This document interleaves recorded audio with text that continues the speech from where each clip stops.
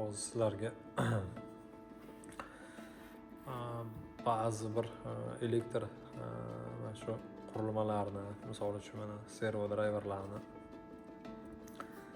yoki bir chistotniga shunga o'xshagan elektr qurilmalarni mijozga, ya'ni klientga taklif berilgan paytda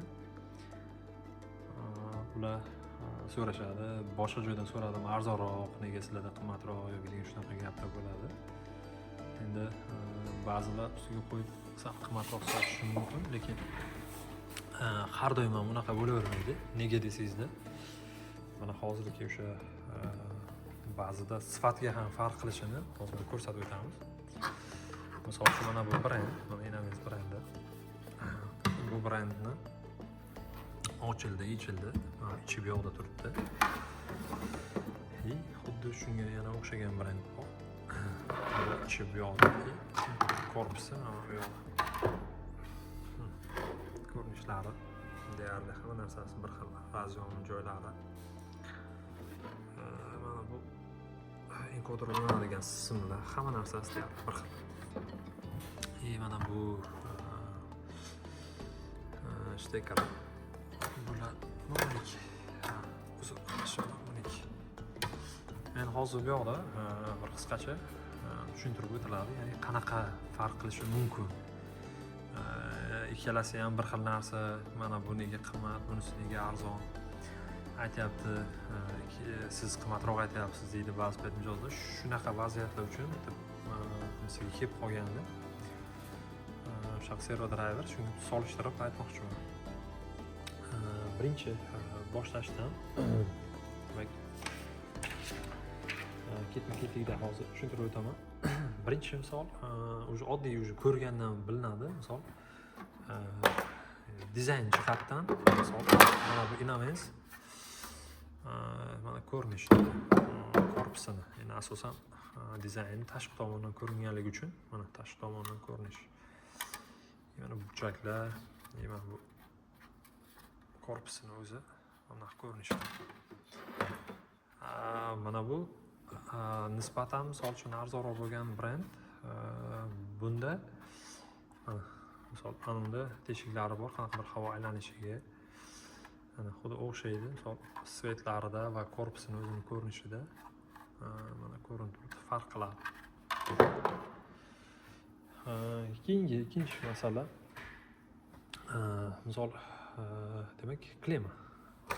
Bu Inavis klemasi, mana bu yoqdan qaralsa ichi tekis ochilishi va mana bu yoqda qayerga nima ulanishi ham aniq ko'rsatib qo'yilgan. Va mana bu ichida ulanganda ochilishi, ya'ni bu yoqda hozir yaxshi ko'rinmayapti, qanaqadir tekis. Sifati ham boshqacha bilinadi. Mana brendniki desa mana ya'ni o'zi bu yoqni o'zida yozuvi yo'q. Ichidagi kalimalari ham qanaqadir to'liq tekis turmaganga o'xshab ko'rinyapti meni ko'zimga. Keyingi masala, misol ichidagi elektr qismiga ham qaraladigan bo'lsa agar, mana bunda kondensator misol eng kerakli narsalardan biri. Xo'sh, mana 330 mikrofarada 400 volt. Ichki tomonda kondensator. Mana 420 и 470 mikrofarada. Agar mana solishtirilsa ancha kichikroq qo'yilgan. Ya'ni kondensatorning qiymati ham bu yoqda. Keyingi masala yana bunda asosiy motorlarni yurg'izishiga, ya'ni boshqaradigan qismlaridan siloviy qismi aynan misol uchun IGBT tranzistorlar. Bu yoqda tranzistorlardan komplekt yig'ilgan.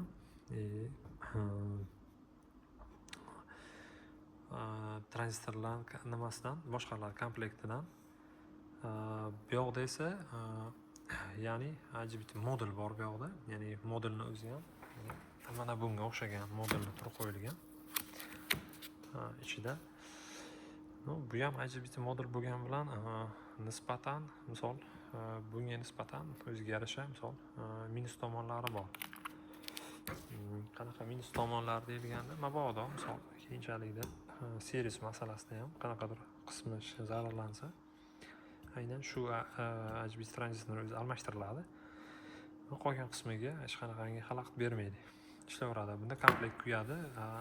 To'liq o'sha HBTni o'zini almashtirishga to'g'ri keladi.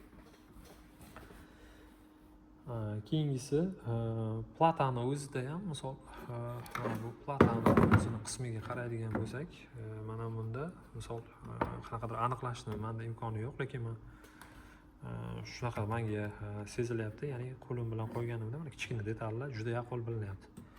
Mana bunda silliqroq, ya'ni shuni hisobiga o'ylayapmanki, bunda lak qismi, buncha yaqinroqdan qarab ko'rsak, farqi lak qismi, ya'ni qalaroq qo'yilgan bunda. Demak, lakida ham farqi bor ikkalasida. Keyin yana mana bu tomondan qaralsa, misol platani tekstiliti bunga nisbatan, ya'ni bu nisbataga nisbatan mana bu yoqda menimcha bilinsa kerak, ancha qalin va sifatli tekstilit ishlatilgan. Bu yoqda sal ingichkaroq tekstilit ishlatilgan. Shundan ko'rinib turibdiki, bu yoqda ba'zida shunaqa ya'ni klientlarga aytib qo'yilgan mijozlarga aytiladi.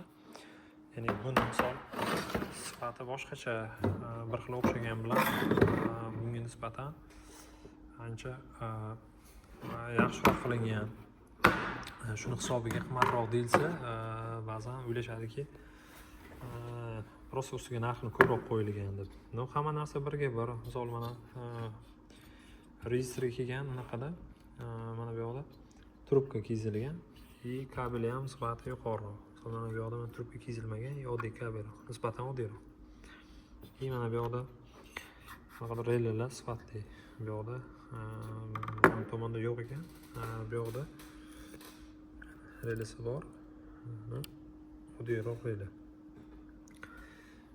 Ko'rinishdan deyarli bir xil, lekin sifat jihatidan juda farq qiladi. Sezilarli darajada, agar kimki elektronika sohasida, ya'ni shu sohada ishlaydigan odamlar bo'lsa, uje bir ko'rganda misol seziladi qanaqangi farq borligi. Shu uchun demoqchimizki, bunaqa narsalarni ba'zida narxi qimmat bo'lgani bejizga emas, ya'ni sifatliroq. Nisbatan narxi arzonroqmi, sifati pastroq bo'lishi mumkin. Har doim ham misol ustiga narx qo'yib qimmat sotilavermaydi. Shuni ham inobatga olish kerak. Yana bir narsa, ba'zida sifatliroq qo'yganingiz sizga arzonroq tushadi. Ya'ni qimmatroq narsani qo'yganingiz sizga arzonroq tushadi. Qanaqa ma'noda? Uzoq ishlab bergani va ya'ni o'rtada to'xtovsizlarsiz aniqroq, balki seriallarda aniqlik bir xil bo'lishi mumkin. Qanaqadir o'chib, to'xtab, vaqtingiz olib, nechadir kun ishlab chiqarish jarayonlari to'xtagani, bu baribir sifatlisini qo'ygani menimcha ko'proq foydaliroq bo'ladi deb o'ylayman.